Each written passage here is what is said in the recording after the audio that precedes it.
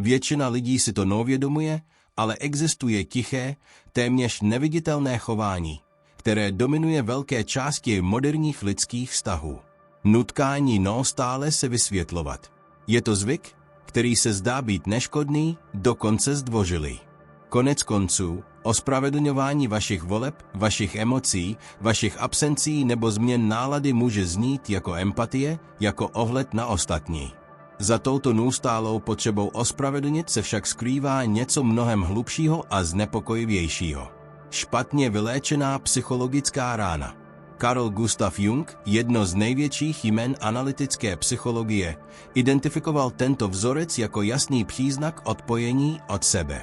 Pro něj opakovaný pokus přesvědčit ostatní o tom, kdo jste, co cítíte a proč jednáte určitým způsobem, skutečně odhaluje stav sebezanedbávání. Člověk, který se neustále vysvětluje, často hledá něco, co nikdy nedostal, svolení k existenci. Toto chování často vzniká v prostředí vyznačujícím se emocionální invalidací. Jedná se o kontexty, často rodinné, kdy je subjektivní zkušenost dítěte systematicky diskvalifikována. To je nesmysl. Přeháníš. Není důvod se tak cítit. Internalizované poselství je brutální. To, co cítím, má hodnotu pouze tehdy, když to ostatní pochopí, schválí nebo dovolí.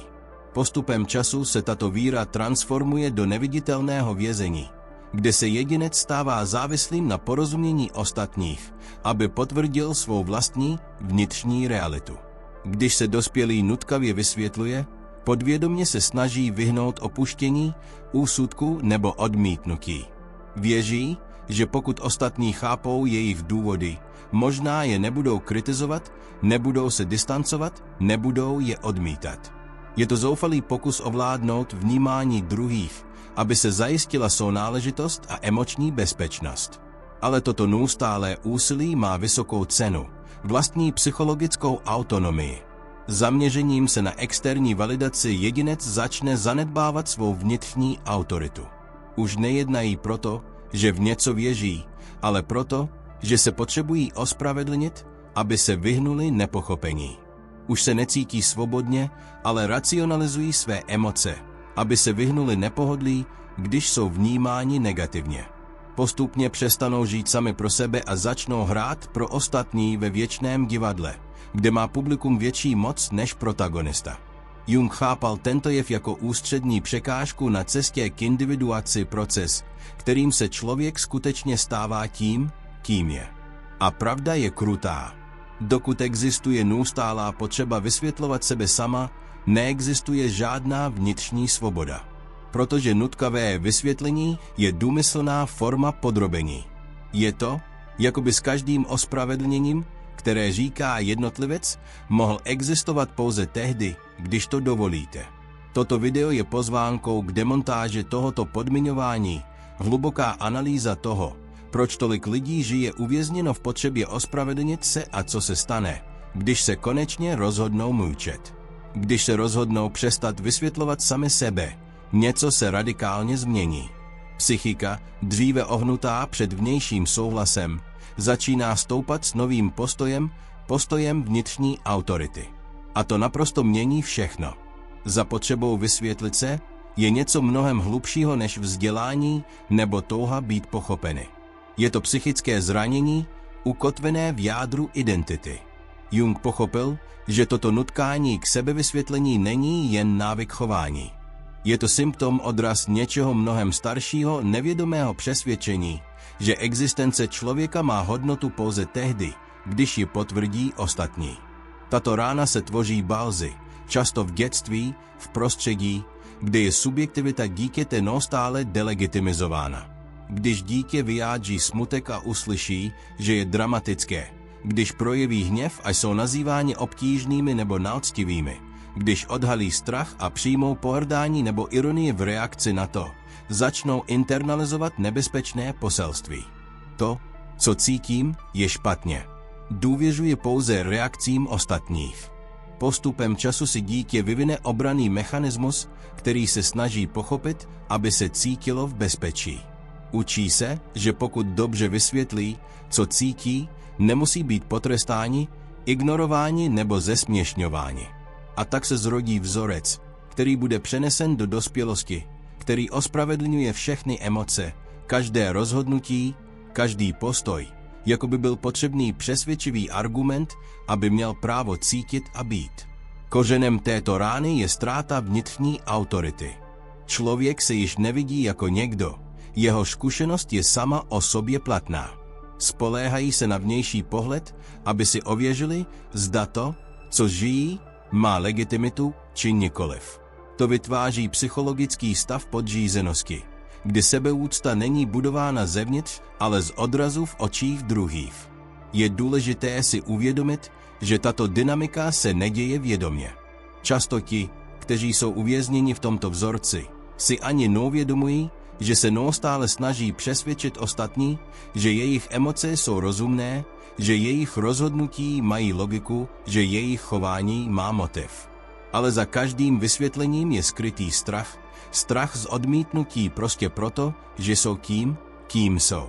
Jung tvrdil, že každý jedinec potřebuje v určitém okamžiku života čelit této zděděné vnitřní struktuře. Dokud se tak nestane, fungují podle hodnot, úsudků a očekávání druhých, často internalizovaných z autoritativních osobností v dětství, jako jsou rodiče, učitelé nebo náboženští vůdci. Jedinec se stává odrazem toho, co by ostatní schvalovali, ne toho, kdo skutečně jsou. Toto nutkavé sebevysvětlení je proto formou sebeopuštění. Je to akt zrazení vlastní pravdy, aby byla chutnější pro ostatní. A právě v tomto bodě začíná proces uzdravení. Když si uvědomíte, že již nemusíte žádat o svolení k existenci, že vaše emoce, bez ohledu na to, jak intenzivní, protichůdné nebo podivné se mohou zdát, nemusí být ospravedlněny, aby se zasloužili prostor. Ale toto probuzení se neděje bez bolesti. Když se jedinec začne umlčovat tváří v tvář v potřebě ospravedlňovat, vzniklé ticho je znepokojující, protože odhaluje prázdnotu, kterou zanechala absence konsolidované vnitřní autority. A právě o tom mluví Jung, když představuje jeden z pilířů své psychologie budování vnitřní autority. V další části se budeme zabývat tím, jak tento koncept, který je ústředním bodem jungovského procesu individuace, může radikálně změnit způsob, jakým se někdo umístí ve světě. Co to znamená rozvíjet vnitřní autoritu?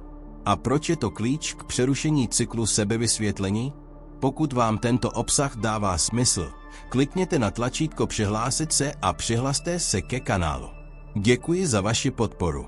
Nutkavé sebevysvětlení není jen obranný mechanismus. Je to neustálý akt sebezrady. Tichá zrada, často nepostřebnutelná, ale hluboce žíravá. Carl Jung pochopil, že pokaždé, když jedinec formuje svá slova, aby se vyhnul nepotěšení, skryje své emoce do harmonie nebo potlačí svá rozhodnutí vyhnout se úsudku, distancují se od sebe. Ve skutečnosti opouštějí svou vlastní pravdu. Tato vnitřní zrada se neděje výbušně jako násilný rozchod se sebou samým. Naopak je to postupné, jemné, každý den. Vyskytuje se, když se smějete něčemu, co nepovažujete za vtipné, abyste vypadali společensky. Když říkáte ano, zatímco míníte ne, abyste se vyhnuli tomu, že budete považováni za sobecké. Když vysvětlujete svůj smutek jako únavu, protože nechcete být břemenem, když cítíte hněv, ale zamaskujete ho jako racionalitu, bojíte se vypadat nezralý. S každým malým ústupkem učiněným ve jménu přijetí je část duše ponechána za sebou. Jung identifikoval, že tento typ chování je přímým odrazem ega, odpojeného od sebe. Ego, které by mělo být pouze funkčním centrem vědomí, se stává služebníkem vnějšího přijetí. Přeměňuje se tak, aby se stala tím, co ostatní chtějí vidět. A v této neustálé adaptaci ztrácí jedinec kontakt sám se sebou. Přestávají naslouchat vlastní intuici, nevěří vlastním pocitům a zpochybňují své nejautentičtější motivy. Pochybnosti nahrazují vnitřní důvěru. Tento proces sebeopuštění je zákeřný, protože je společensky ceněn. Lidé, kteří se dobře přizpůsobí, kteří vědí, jak se vysvětlit, kteří se vyhýbají konfliktům, se kterými se snadno vycházejí, jsou často chváleni. Ale za touto falešnou harmonií se často skrývá hluboké emocionální vyčerpání. Vyčerpání těch, kteří žijí pro druhé, ale už neslyší sami sebe.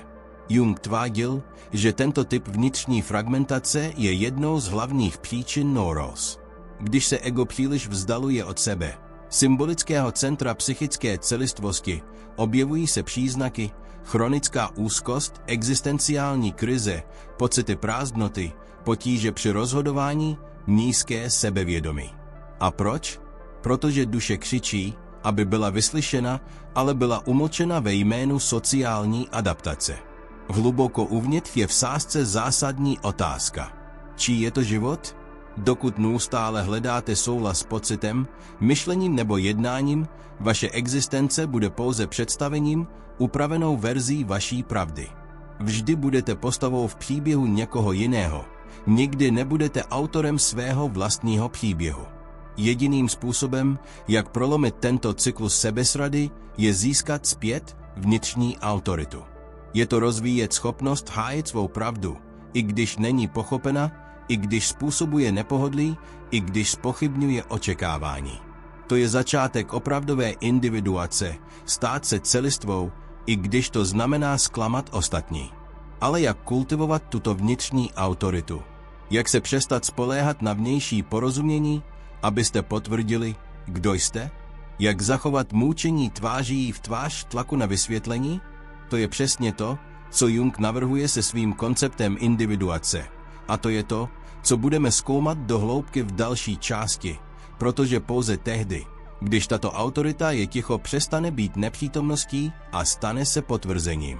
Pro Carla Junga skutečná psychologická svoboda nevzniká ze společenského přijetí nebo vnějšího porozumění.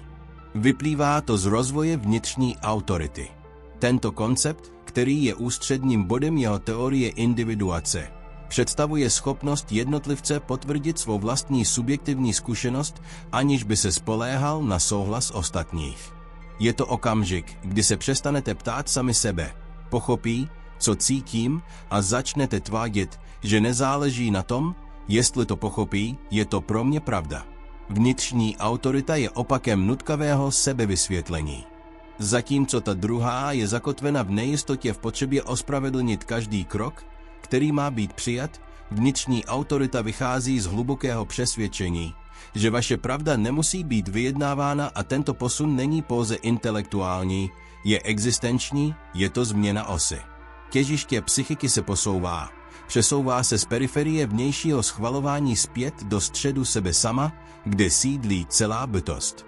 Tento přechod však není jednoduchý, vyžaduje odvahu, protože tím, že přestanete vysvětlovat sami sebe, jedinec přímo čelí strachu z opuštění, strachu z úsudku, strachu z vyloučení.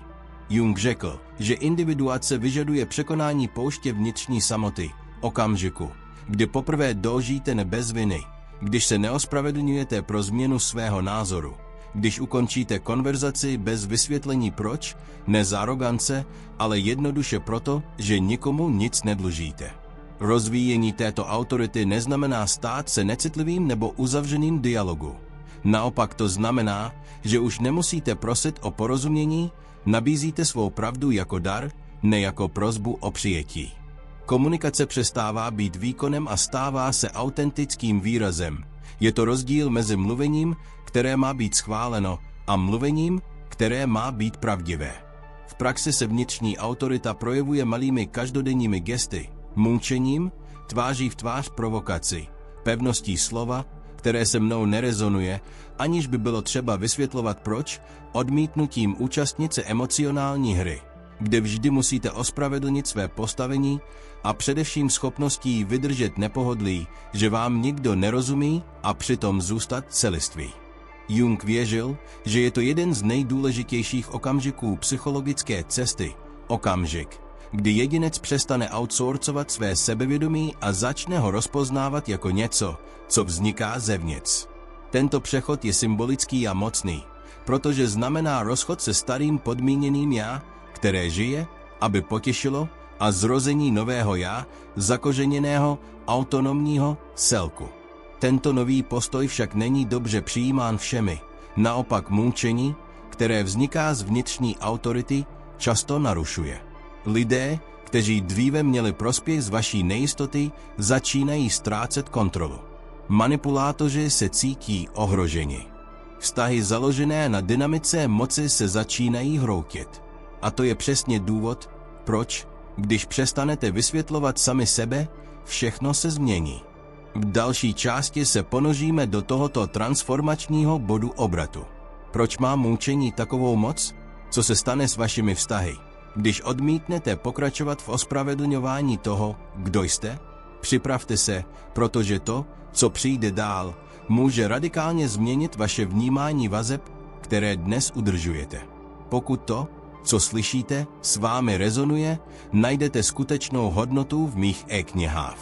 Beyond the Shadow rozkládá Jungovy základní myšlenky, zatímco dialogy s nevědomým vám dávají 30denní cestu k jejich uplatnění ve vašem životě.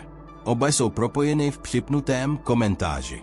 Mučení, když vychází z integrity a ne z opomenutí, je jednou z nejvíce transformačních sil lidské psychiky.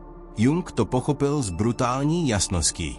Mučení nevnímal jako absenci odpovědi, ale jako přítomnost autority. Když se někdo přestane nutkavě ospravedlňovat, nejenže se vyhýbá konfliktům nebo přerušuje konverzace, ale deaktivuje celý systém psychologické kontroly, která se živila jejich nejistotou. Takové ticho je znepokojující, protože pro ty, kteří vždy očekávali, že se skloníte, vysvětlíte se, napravíte sami sebe, je absence ospravedlnění interpretována jako vzpoura. A v jistém smyslu tomu tak je. Ale ne nezralé povstání, takové, které křičí, aby bylo slyšet. Je to tichá revoluce, implicitní prohlášení, nedlužím žádné vysvětlení, abych byl tím, kým jsem. Manipulativní lidé, kteří se živí pochybnostmi druhých, začínají hru prohrávat. Protože emoční manipulace funguje jen tehdy, když je v ní patrná zranitelnost, když je tu strach z nepochopení, strach z opuštění, strach ze zklamání. Manipulace vyžaduje reaktivitu, ale bezpečné mučení, které přichází od vnitřní autority, je kamennou zdí. Nereaguje, neospravedlňuje se, netančí na hudbu. Prostě je. A to destabilizuje každý pokus o kontrolu. Navíc vztahy, které vždy závisely na vašem podřízení, emocionálním, intelektuálním nebo behaviorálním, se začínají odhalovat proto, co jsou křehké, jednostranné, založené na nerovnováze. Když přestanete vysvětlovat sami sebe, porušujete implicitní pakt méněcennosti. Přestanete se stavět do pozice někoho, kdo potřebuje být přijat, a začnete zabírat prostor někoho, kdo již přijímá sám sebe. A to mění naprosto všechno. Někteří lidé se od sebe distancují. A to není známka omylu, ale přeskupení. Protože vaše mučení začíná fungovat jako filtr. Odhaluje, kdo byl na vaší straně z opravdové spřízněnosti. A kdo tam byl jen proto, že si byl snadno ovladatelný. Jung řekl, že proces individuace často vyžaduje roztržení. A tento odstup není trest. Je to osvobození. Když přestanete ospravedlňovat svou přítomnost, své hranice, své volby, začnete přitahovat vztahy založené na vzájemném respektu, ne na strachu nebo závislosti. Ale musíte být připraveni. Protože tím, že se přestanete vysvětlovat, budete se muset vypořádat i s vlastní úzkostí.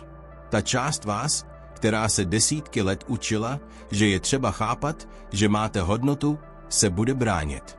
Bude se chtít vrátit k ospravedlňování. Bude vás žádat, abyste to znovu zvážili, abyste to vysvětlili jen jednou. Právě v tomto okamžiku se ticho stává duchovním cvičením. Vědomý akt, který zůstává celistvý i tváří v tvář nepohodlí. Mučení tedy není pouhou absencí slov. Je to potvrzení bytí. Je to odmítnutí dát svou identitu před soud. A čím více toto ticho udržujete, tím více se proměňuje v přítomnost. Přítomnost, která vyzařuje autoritu. To vzbuzuje respekt, aniž by to pozvedlo hlas. To vytváří hranice bez nutnosti konfrontace. Přítomnost, která nepotřebuje schválení. Ale dopad mučení přesahuje vztahy s ostatními. Zahajuje hluboký proces uvnitř psychiky. Integrace. Když se přestanete ospravedlňovat, začnete naslouchat sami sobě. Když přestanete racionalizovat své emoce, začnete je plně cítit. A zde začíná skutečná transformace. Protože vnější ticho otevírá prostor pro vnitřní naslouchání. V další části se budeme zabývat tímto zásadním bodem zvratu. Jak autorita, kterou získáte před světem, ve skutečnosti začíná vnitřním hnutím. Návrat k vlastní psychické integritě. Pochopíte, proč integrovaní lidé nepřesvědčí. Komunikují. A proč, když přijmete tuto pozici, svět se k vám začne chovat úplně jinak. Na člověku, který cítí, že není třeba se vysvětlovat, je něco magnetického. Něco, co nelze předstírat ani vynutit. Jde o psychologickou integritu. Stav někoho, kdo už nevyjednává o své vlastní podstatě tak, aby odpovídala vnějším očekáváním. Jung chápal tuto integritu jako jeden z nejzralejších projevů individuace. Když jedinec nejen zná svou pravdu, ale bez váhání, bez viny a především bez nutnosti potvrzení. Integrovaný člověk nežádá o pochopení. Komunikují, vyjadřují, ale nepřesvědčují, protože nevycházejí z předpokladu, že potřebují ospravedlnit svou existenci. Jejich slova pocházejí z pevného středu, ne ze skrytého nedostatku. To vše mění ve způsobu, jakým jsou vnímány. Svět se chová k těm, kdo se k sobě chovají s respektem, s větší úctou. Sebeúcta začíná, když odmítáte jednat o tom, co je ve vás podstatné. Psychologická integrita neznamená nepružnost. Znamená to soudržnost. Je to schopnost udržovat vnitřní linii pravdy, a to i tváří v tvář vnějšímu tlaku. Je to, když cítíte něco nepříjemného situaci, a dokonce i bez toho, abyste to dokázali vysvětlit racionálně, důvěřujete svým pocitům. Nemusíte předkládat důkazy nebo vytvářet propracované argumenty. Jednoduše říkáte, že to se mnou nesouzní. A to stačí. Tento postoj, který se zdá být jednoduchý, je revoluční ve světě, kde většina žije odděleně od sebe, kde se rozhodnutí dělají na základě názorů druhých, kde jsou pocity ignorovány ze strachu, že se zdají být příliš citlivé a kde jsou hranice porušovány nucenými úsměvy, aby se nezdály obtížné. Integrita je opakem toho. Je to umění být celistvý, nefragmentovat se, aby se potěšil, neskrývat se, aby se vyhnul konfliktu. Jung věděl, že skutečná transformace se nestane, když se naučíte více teorií, ale když ztělesníte nový postoj k životu. A tento postoj začíná odmítnutím ospravedlnit se, protože každé nutkavé ospravedlnění sebou nese zastřenou nejistotu. Jsem dostatečně? Integrovaný člověk už tuto otázku nepokládá. Vědí, že jsou. I když svět touvá na tom, že chce říct opak. A tady leží ten paradox. Čím méně se snažíte získat souhlas, tím více respektu vyvoláváte. Protože integrita má váhu. Má to hustotu. Má přítomnost. To je důvod, proč, aniž by řekl slovo, může soustředěný člověk změnit dynamiku prostředí. Nepotřebují nic dokazovat. Jejich vnitřní soudržnost již vše sděluje. Takoví lidé nežebrají o prostor. Oni ji zabírají. Nereagují z nejistoty. Jednají nesourodě. Existuje však jeden zásadní detail. Tato bezúhonnost je možná jen tehdy, když přestanete zrazovat sami sebe, když se přestanete formovat, abyste byli přijati, když si dovolíte cítit, volit, jednat, i když tomu nikdo nerozumí. To vyžaduje praxi, vyžaduje přítomnost, vyžaduje sebepoznání. Ale především to vyžaduje odvahu převzít zodpovědnost za svou vlastní existenci, aniž byste vinili ostatní, aniž byste outsourcovali svou hodnotu. A když se tato integrita usadí, účinky jsou hluboké. Vztahy se mění. Způsob, jakým se stavíte profesionálně, se mění. Vaše vnímání sebe sama se stává jasnějším. Úzkost klesá. Potřeba kontrolovat, co si ostatní myslí, zmizí. Protože přestanete žít, abyste byli pochopeni, a začnete žít, abyste byli pravdiví. Ale je tu ještě něco hlubšího. Něco, co se děje nejen v tom, jak se vztahujete ke světu, ale v tom, co začnete vyzařovat. Když se přestanete ospravedlňovat, začnete vyzařovat novou energii někoho, kdo má sám sebe pod kontrolou. A tato energie je nevědomky vnímána všemi okolo. Zde dochází k neviditelnému posunu. Svět s vámi začíná jednat jako s někým, kdo nevyjednává. V další a poslední části se budeme zabývat tím, jak tato psychologická integrita transformuje váš vztah s vnějším světem. Jak, aniž bych řekl jediné slovo, dospějete k respektu způsobem, který se kdysi zdál nedosažitelný. A proč, když přestanete vysvětlovat sami sebe, celý svět změní způsob, jakým reaguje na vaši přítomnost. Když člověk přestane vysvětlovat sám sebe, všechno se změní. Nejen uvnitř, ale i kolem. Je to, jako by se začala vyzařovat nová frekvence. Už neříkáš, prosím, pochop mě. Vyzařuješ, já vím, kdo jsem a nepotřebuji tvé svolení. A svět na to nevyhnutelně reaguje. Jung věděl, že lidská psychika je vedena energií, přítomností, vnitřní strukturou a neracionálním ospravedlněním. Člověk, který se neustále snaží být chápán, vydává vibraci podřízenosti, pochybnosti. Ten, kdo už se nevysvětluje, vydává sílu, jasnost a autoritu. A nejde o to, stát se arrogantním. Je to o tom, že se konečně stane celistvou. Lidé vás začínají poslouchat jinak. Nevyvážené vztahy přestávají dávat smysl. Dynamika, ve které jste byli submisivní, předvídatelní, snadno ovladatelní, prostě skolabovala. Ne proto, že byste bojovali, ale proto, že už nejste schopni hrát stejnou roli. Ticho mění konfiguraci vašich vztahů, protože komunikuje to, o co jste kdysi prosili. Říká, nejsem tu, abych byl tvarován, jsem tu, abych byl. A odtud začnete přitahovat jiný druh spojení. Hlubší, upřímnější, vyrovnanější s tím, kým jste se stali. Respekt začíná zevnitř ven. A prvním krokem je právě přestat ospravedlňovat svou vlastní existenci. Ale tato cesta vyžaduje přítomnost. Protože ve chvílích pochybností se vrátí impuls k vysvětlení. Bude to vypadat bezpečně. Bude se zdát snazší podlehnout. A právě v těchto chvílích si to musíte pamatovat. Pokaždé, když mlčíte vysvětlení, znovu se potvrzujete. Konsolidujete svou integritu. Zaujmete své místo ve světě a ne jako někdo, kdo prosí o prostor, ale jako někdo, kdo již ví, že patří. Takže teď mi řekněte v komentářích, jaké vysvětlení opakujete nejčastěji a že už hluboko uvnitř víte, že už nechcete dávat? Možná je to o vašich emocích, vašich hranicích, vašem způsobu bytí. Napište si to. Je to víc než jen ventilace. Je to bod zvratu. A pokud vás toto poselství konfrontovalo nebo inspirovalo, nenechte si ho pro sebe. Stejně jako video, sdílejte to s těmi, kteří se příliš vysvětlují a přihlašují se k kanálu. Další video je také důležité na této cestě. Sledujte to teď. Pochopíte proč.